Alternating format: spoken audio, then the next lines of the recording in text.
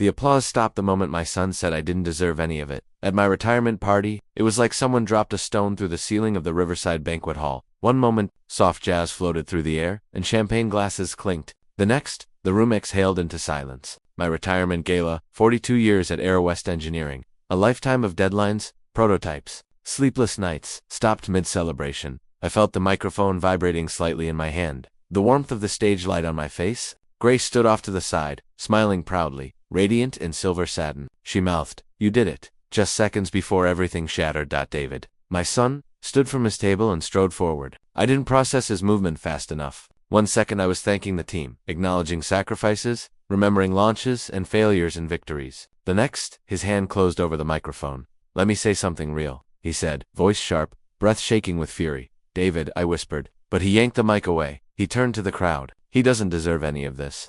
Gasps echoed, chair legs scraped, camera flashes paused mid-blink. Grace's smile collapsed. Emily froze at her table. Even the saxophonist stopped mid-note. I asked, barely audible. David didn't look at me. "This man isn't a hero," he announced. "He ruined our family's future, and you're all clapping like he deserves praise."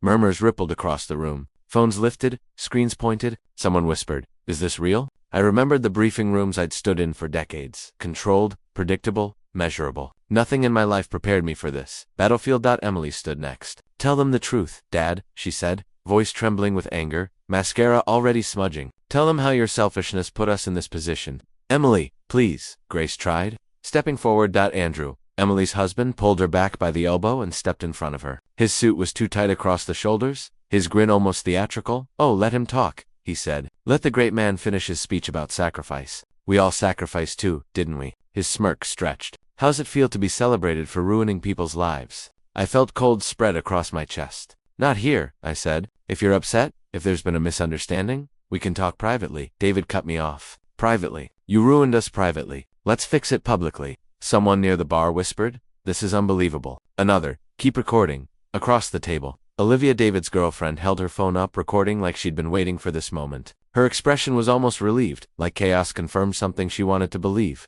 I tried to steady my voice. "I don't know what you think I've done, but this isn't the time." Emily scoffed. "Of course it's not. It's never the time to talk about our lives when you get to play hero." Grace stepped closer, voice cracking. "Both of you, sit down, please. This is your father's night." David turned on her. "You always defend him. That's why he gets away with everything."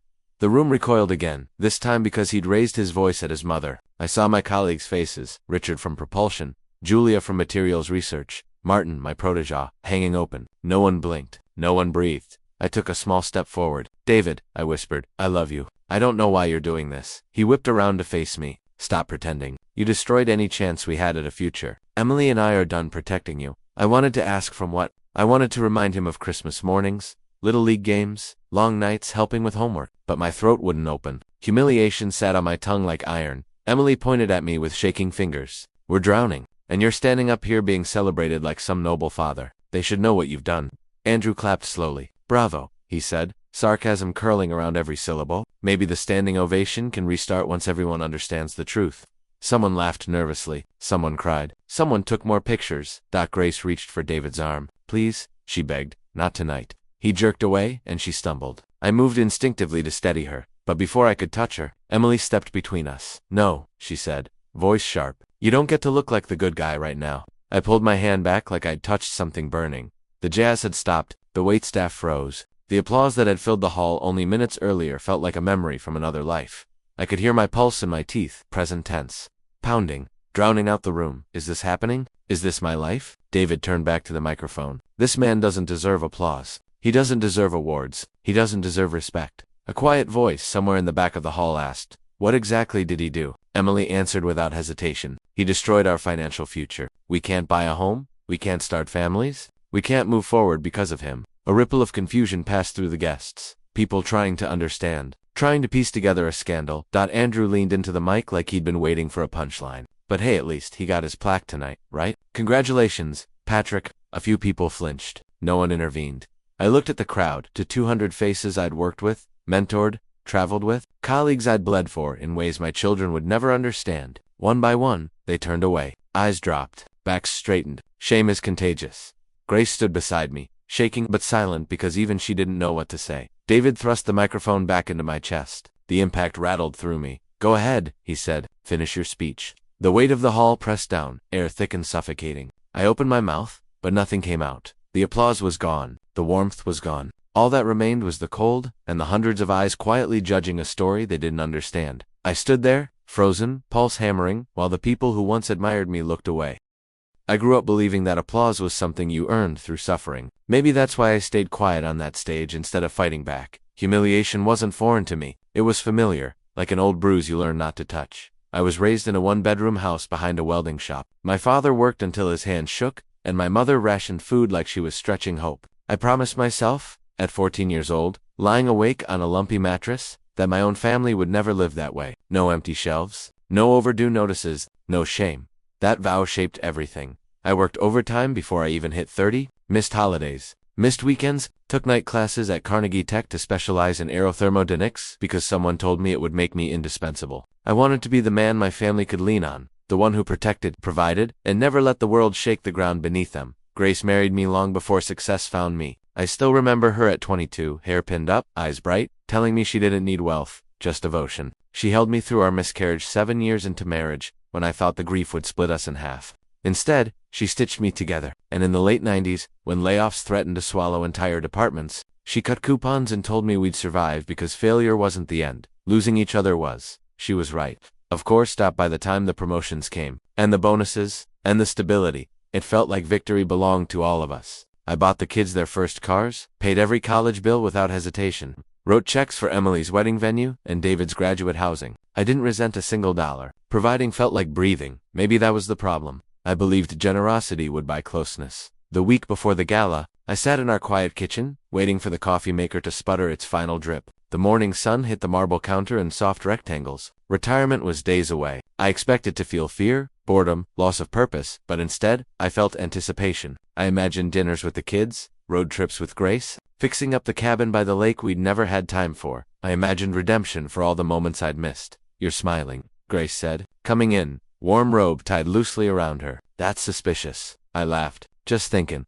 About what? The future, I said. Our future? She set her hand on my shoulder. Small, gentle, reassuring. They'll understand one day, she whispered. Everything you did was for them. I thought she meant the overtime, the absences, the missed soccer games and piano recitals. I didn't realize she sensed something I hadn't. The numbness, the distance in the kids' voices when they called. That evening, I stopped by my office to begin packing. 42 years of papers, prototypes, and memories. The walls already looked naked, nails exposed where framed awards had hung. My footsteps echoed in the empty space in a way that made me wonder if time was speeding up or if I was slowing down. Sarah Whitman, my secretary for 8 years, stepped into the doorway holding a small box. I already packed the signed photo from the Mercury test flight, she said. You always looked happiest in that one. Thank you, Sarah. You didn't need to. Of course I did. She smiled, but her eyes softened. Patrick, you're one of the good ones. I've seen a lot of people come through this place. Not many cared about people the way you did.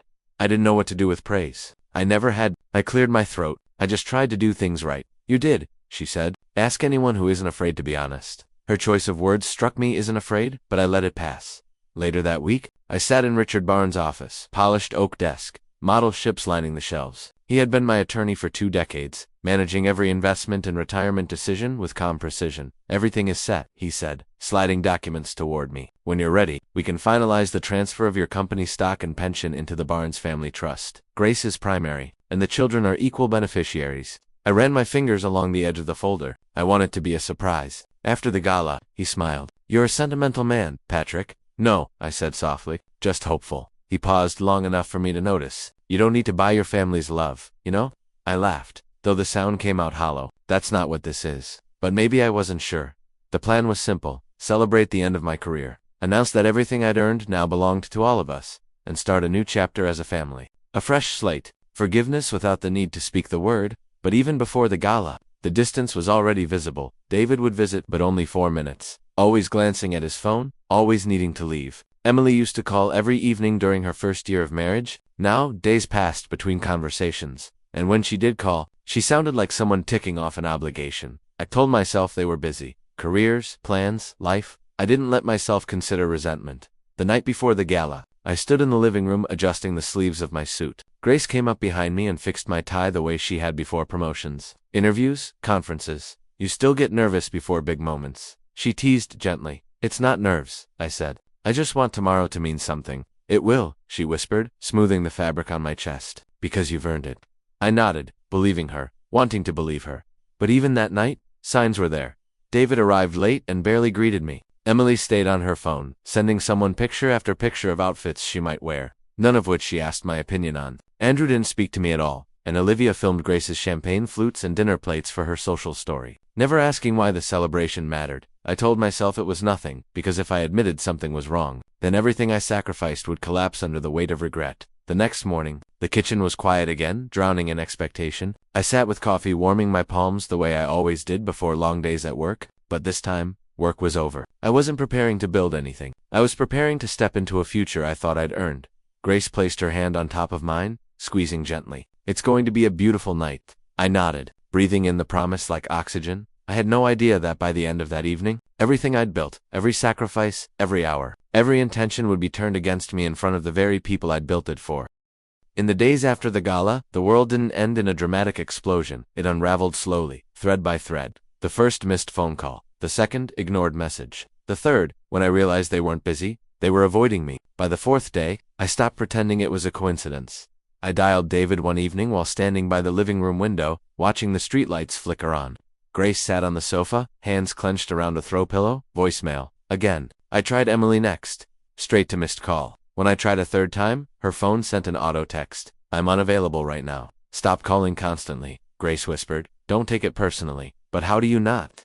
Then Andrew's group message arrived to all four of us. Andrew, you're not the man you think you are. A second one pinged a minute later. Andrew, a real provider doesn't hide his failures behind speeches. No context, no explanation. Just venom. Grace covered her mouth in shock. What failures? What is he talking about? I don't know, I whispered. I have no idea. That was the moment I realized something terrible. They didn't just humiliate me. They believed their version of me. They'd built an entire narrative where I had destroyed their future, taken opportunities from them, suffocated their lives. The following Sunday, Grace suggested dinner at home. Face-to-face is better, she said softly.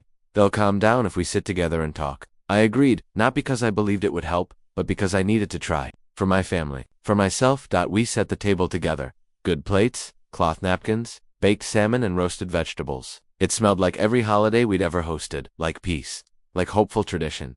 The doorbell rang. My heart tripped over a beat. David walked in first, jaw tense, eyes distant. Emily followed, expression tight. Andrew came next, strolling like he owned the house, smirk already primed. Olivia, phone in hand, recorded them crossing the threshold. No one hugged us at the table. I forced a smile. Thank you all for coming. I know the gala was emotional. I think we should talk. David stabbed a fork into his food without waiting for anyone to take a bite.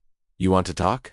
Fine, let's talk. Emily lifted her wine glass but didn't look at me. We shouldn't have to pretend everything is okay. Grace leaned forward. No one's pretending. We just want to understand. Andrew let out a laugh, theatrical and cruel. Understand. Oh, we understand perfectly. The problem is, you two don't. Olivia tilted her phone toward Grace. Recording again? I kept my voice steady. If there's a misunderstanding about finances, we can clear it up. You've always been supported. David slammed his fork down. Supported. You mean controlled? Manipulated? Dependent? You've been broke for years and pretending to be generous with money you didn't have? I froze. What? Grace gasped. Where is that coming from? Emily wiped a tear. We defended you for so long, told everyone you had everything handled, and then we find out you're drowning financially and still acting like you're some hero. I am not drowning, I said. Where did you get this idea? Andrew pointed at me. Don't lie. We know you're broke. Completely broke. I'm not. He leaned back, arms folded. Then prove it. My jaw clenched. I don't need to prove myself to my own children. Emily shot up from her seat. That's the problem. You think you're above accountability. Grace reached for her daughter's hand. Sweetheart. Olivia's camera rose as Grace touched her daughter. Please don't film this. Grace begged. Olivia zoomed in on her tear-streaked face. Andrew scoffed. See, you can't fix this with a check. You've got nothing left. I stared at him.com/cold. Are you enjoying this? He smiled. Absolutely. I swallowed fire and somehow spoke gently. David, Emily, I have never let you go without. I have never been dishonest with you. David looked away. You hid things. I was building something, I said. Something for all of us. I just wasn't ready to share the details yet. Emily laughed bitterly. There it is. You get to decide everything. You get to waltz in when you feel like it and announce what's best for everyone. It wasn't like that. Andrew raised his glass. Yes, it is. You're a king without a kingdom. The room spun. Not loudly. Not dramatically. Quietly. The kind of collapse you feel in your ribs. We finished dinner in silence. The kids left without hugging us. The door closed. The lock clicked. Grace started shaking. I held her, and she cried into my chest, repeating, "Why do they hate you? Why do they hate you?" I had no answer. The next encounter was in the grocery store. I saw David near the dairy section. For a second, warmth shot through me, a reflex older than anger. I smiled, raised a hand. He looked right at me, then turned away, walked off without a single word. People around us noticed. I folded my hand back to my chest and pretended to study yogurt labels until my vision stopped blurring. Then, Emily's birthday party. We received an email, not from her, but from Andrew. Andrew, you two are not invited. It's time for a new era. Don't make this uncomfortable. A new era. I sat in the dark that night, listening to Grace cry in the bedroom. The public humiliation came next. Sunday brunch at Maplewood Cafe, a place we'd gone as a family 100 times. Grace insisted we go, said routine might settle our hearts. We sat by the window, ordered coffee and French toast, trying to be normal. 10 minutes later, the door chimed, and in walked Emily and Andrew. They didn't see us at first. They were seated 2 tables away. Andrew spoke loudly, intentionally. So I asked him, how does it feel to have nothing? To watch real winners rise while you fall? Emily laughed. He said nothing. He always says nothing. He's finished, Andrew said. The older generation needs to step aside. It's time for the capable people to take charge. Emily added, I'm embarrassed I ever looked up to him. Grace covered her mouth. Tears pooled. I gripped my coffee cup so tightly my knuckles went white. They kept going. His collapse is pathetic, Andrew said. Everyone's talking about it. How many years did he pretend? Emily asked, letting us think he had everything under control.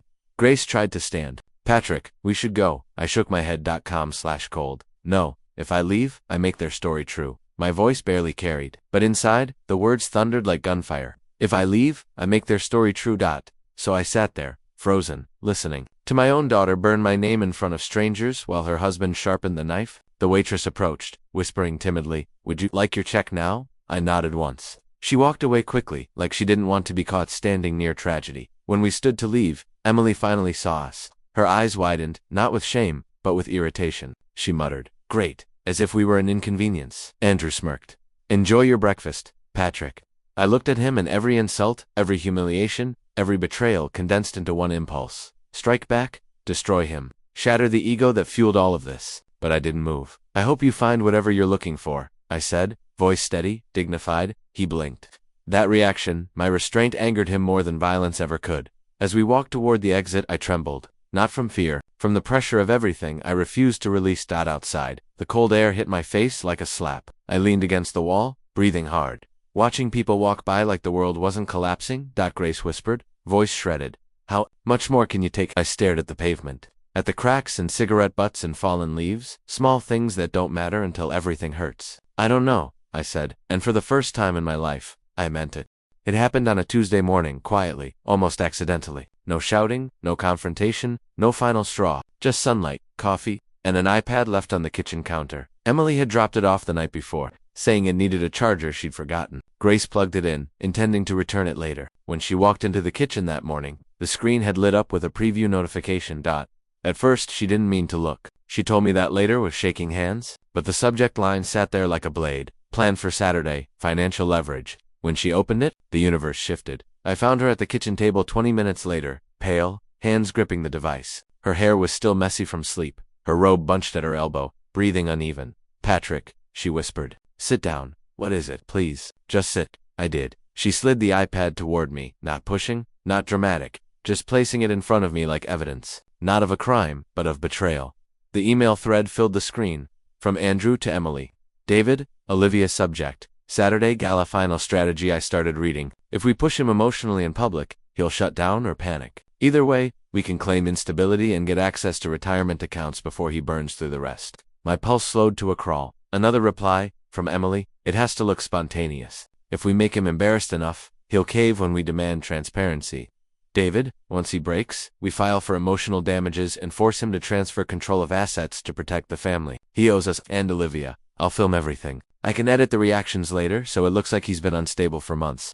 Grace covered her face with both hands. They planned it. They planned all of it. There were attachments. I tapped 1.poa _draft_control David.pdf, a draft. For power of attorney dated a month before the gala, naming David as controller of my estate, medical decisions, and all financial transactions. Filed with appointment scheduled with an attorney named Linda Cooper. 3 days after the gala, I scrolled further. Calendar, invites. Meeting, confirmations, screenshots. of text messages, emojis, and laughing reactions, joking about waiting for the old man to crumble and easy payday incoming. One line from Andrew burned hardest. He's old, he'll hold it together at work, but break at home. Keep pushing until he blows. Tears equals leverage. Grace sobbed quietly beside me. I didn't touch her, not because I didn't want to, because I couldn't move. Somewhere in my chest, rage flickered, then vanished. It wasn't fury pulsing through me. It was clarity. For the first time since the gala, everything made sense. Every cold shoulder, every accusation, every planted seed of public humiliation. It all clicked into a single chilling strategy. They didn't believe. I was broke. They wanted to break me. I printed every email, every attachment, every timestamp. My movements were mechanical. I didn't trust my emotions enough to let them in. When the last page slid from the printer, I placed the stack into a folder. Grace grabbed my wrist. What are you going to do? What I should have done the moment they turned on us, I said calmly. Protect us. Richard Barnes looked up from the paperwork like he was staring at a scene from a crime novel. He removed his glasses slowly. My God, Patrick. I didn't speak. I just waited. He read page after page, threads of manipulation, humiliation strategy, legal documents prepared behind my back. The plan was horrifyingly thorough. They wanted you declared mentally unfit, he said, not just embarrassed, incompetent. Once that was filed, David would have full control of your estate. I exhaled once, controlled, contained. Richard stacked the papers. And they believed your retirement fund was worth, what did Andrew estimate? I pointed to the line in the email. The old man's hiding maybe 400K tops. Richard laughed a short, mirthless sound. 400,000? Good grief. They have no idea. No idea that the retirement fund with investments and compounding vault accounts sat at $2.60 million. No idea that I owned unvested government contract shares scheduled to mature in 4 months, worth far more than the cash. No idea that I'd built a trust, not for power, not for pride, but to protect them, to ensure stability long after I was gone. They could have had security for life, Richard said, and they chose sabotage instead. Grace sat across from us. Fingers locked so tightly I could see her knuckles whiten. We have to confront them, she whispered. No, Richard said, before I could answer. Absolutely not. Grace looked shocked. But they're destroying him publicly. And now, Richard said, they're destroying themselves.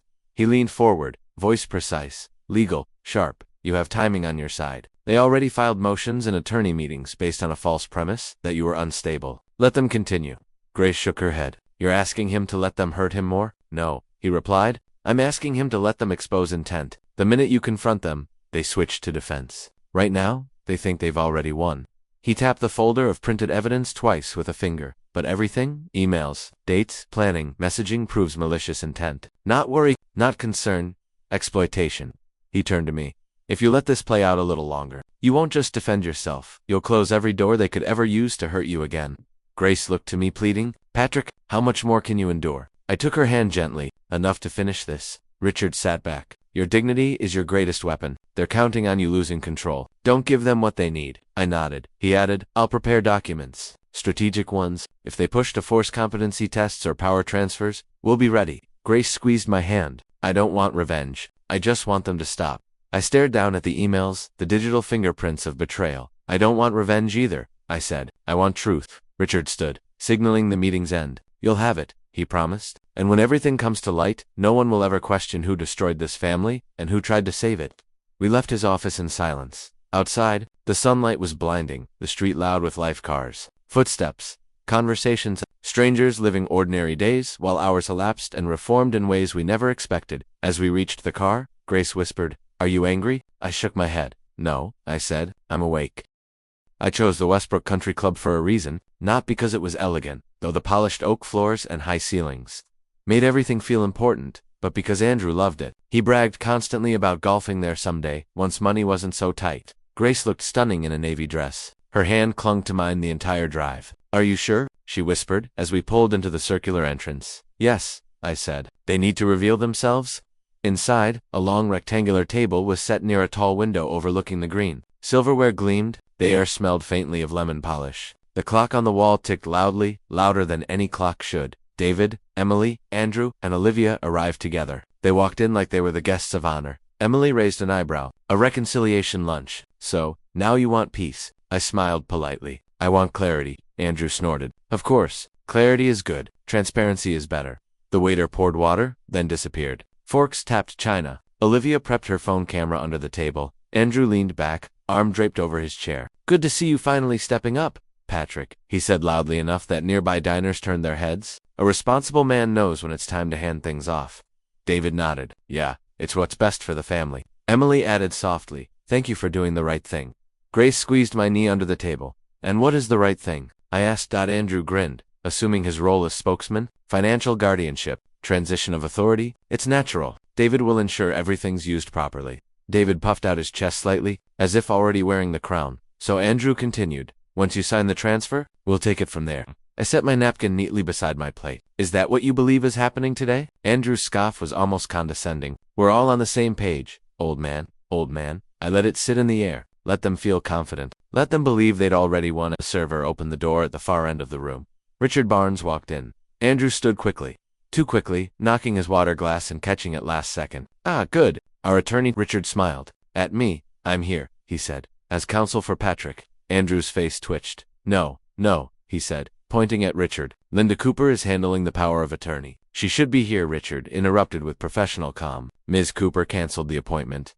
Indefinitely. Emily blinked. What? Why? Richard opened his briefcase and placed a thick stack of printed pages on the table, very slowly, very methodically. David frowned. What's that? I folded my hands. My voice was soft, controlled. Proof. Andrew's laugh cracked. Proof of what? Your instability? I slid the first page toward them, an email thread. Andrew's expression froze, mid-smirk. Emily leaned forward, reading, her mouth parted. No, Patrick, this isn't. David snatched another page. His eyes darted across the text. The subject heading, final strategy, break him publicly. His face drained of color. Richard spoke evenly, clearly, loud enough for every table nearby to hear. These messages, calendar appointments, and filmed harassment constitute evidence of conspiracy to commit fiduciary abuse, emotional coercion, and attempted fraudulent execution of power of attorney. Forks stopped. Chairs creaked. Olivia lowered her phone. Emily stood abruptly. This is out of context, Richard continued. Additionally, Mr. Barnes, he gestured toward me, has undergone a full competence evaluation at the request of my office. He shows no sign of cognitive impairment. His mental and financial capacities are fully intact.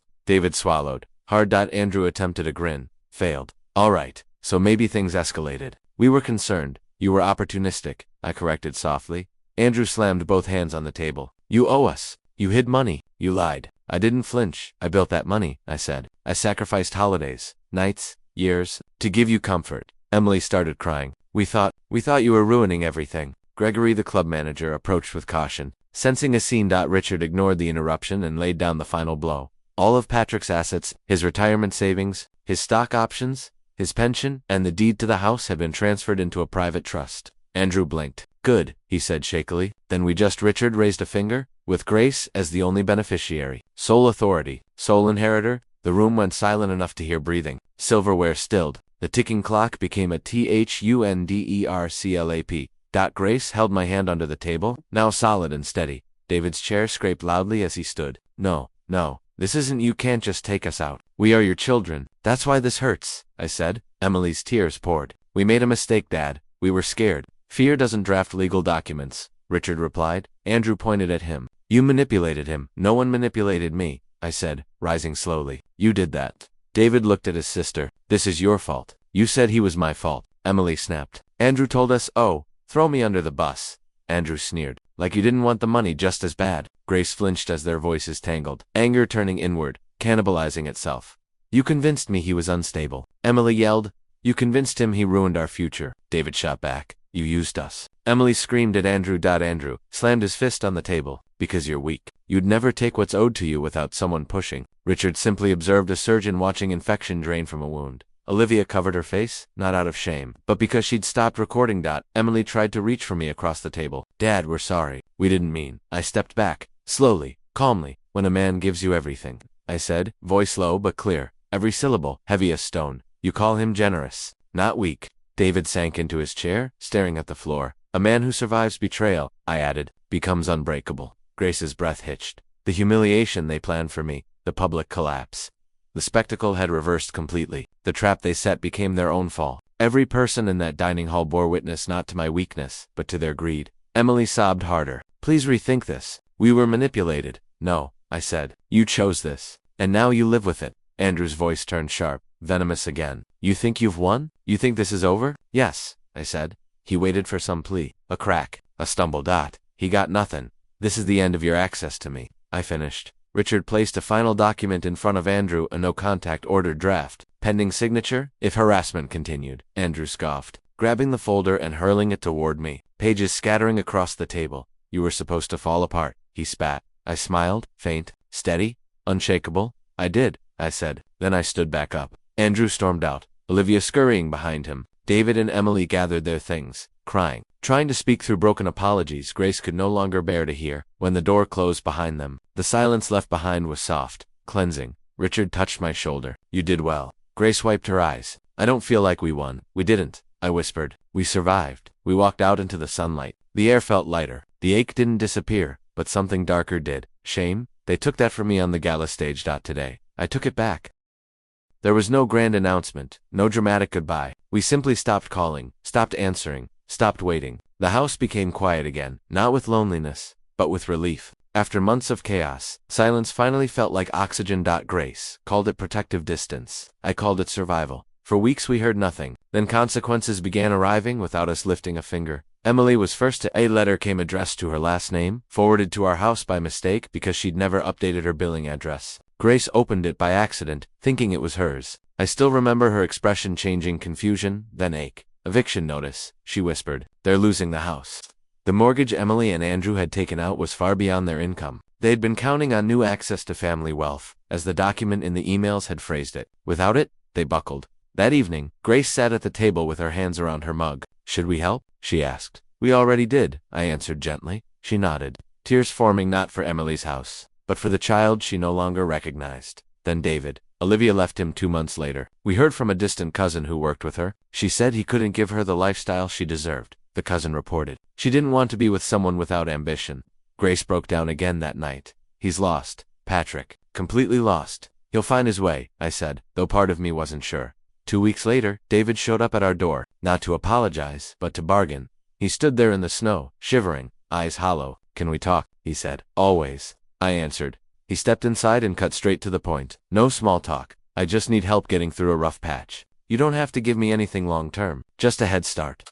Grace's voice cracked. You still don't understand.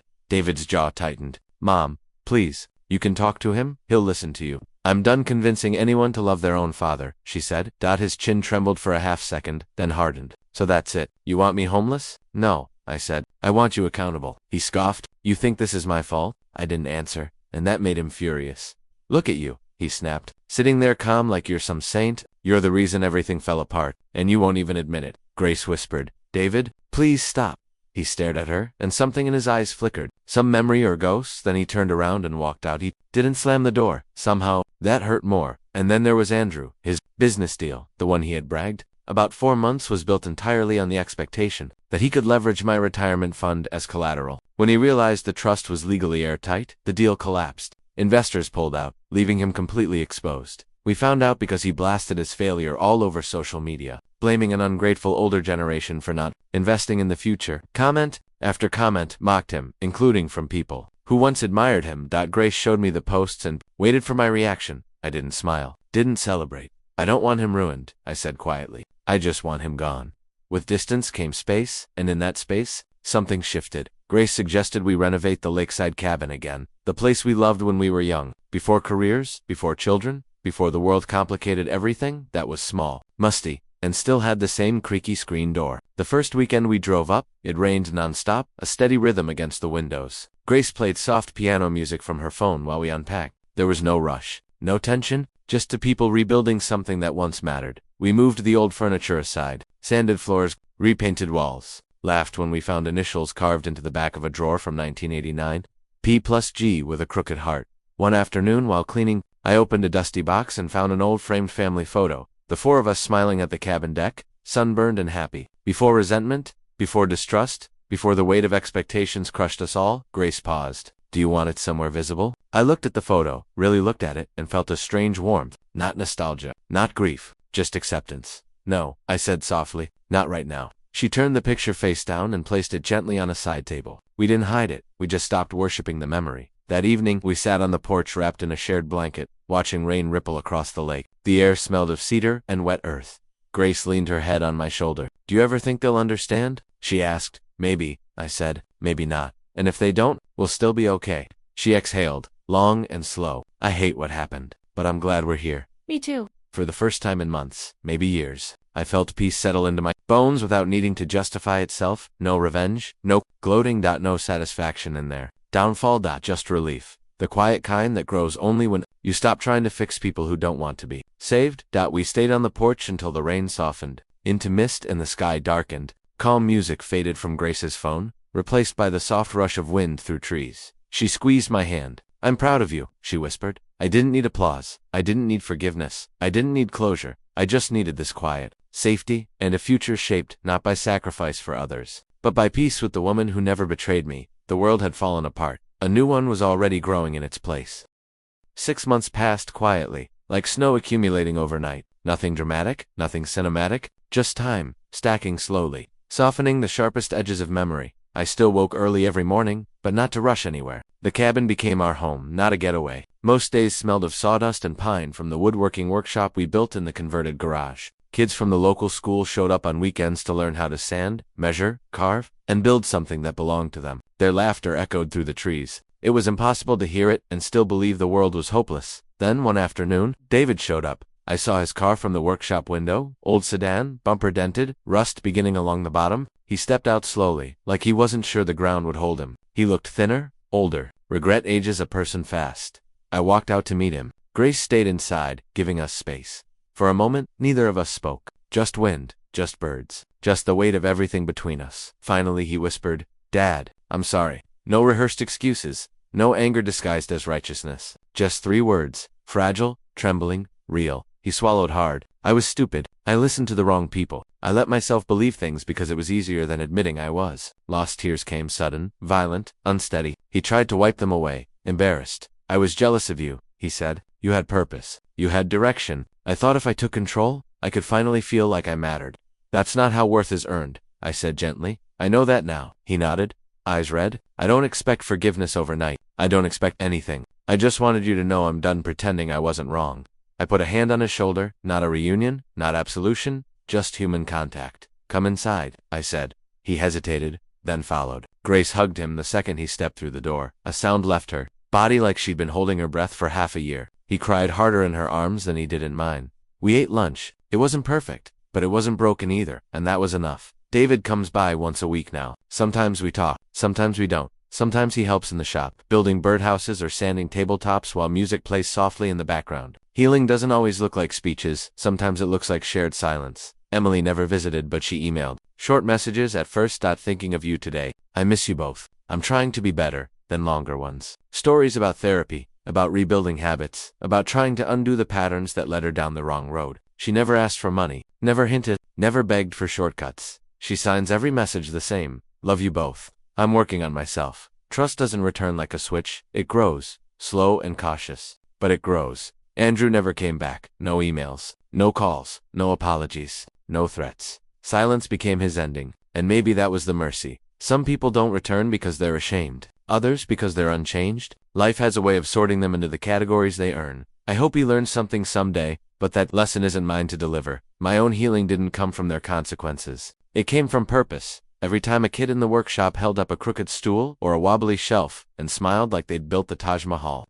something rewired in me. They didn't care about bank accounts, legacies, or status. They cared about building something with their own hands. I remembered being that boy once, hungry for accomplishment, desperate to prove I could provide. Maybe I finally understood. Working hard for people doesn't guarantee they will honor the work, but working hard for purpose that feeds the soul every time. Now, when the sun sets behind the lake and the workshop lights glow warm through the windows, Grace brings tea, and we sit on the porch, listening to the world slow down. Some nights we talk, some nights we simply exist together. There's an old family photo on the cabin shelf, still face down. Not out of bitterness anymore, just acceptance. We don't need to live backward to feel whole. I used to wonder how a lifetime of sacrifice could lead to humiliation. Now, I understand sacrifice without boundaries invites entitlement. I lost my children for a while because I forgot to teach them dignity, alongside comfort, but I found myself in the aftermath. I found peace, not in what I earned, but in what I learned. Aging isn't about weakening, it's about choosing what and who is worth carrying into the next chapter. As I put away tools each evening and hear distant laughter from the workshop echo into the trees, the truth settles in, steady and quiet. It wasn't revenge I wanted, it was respect.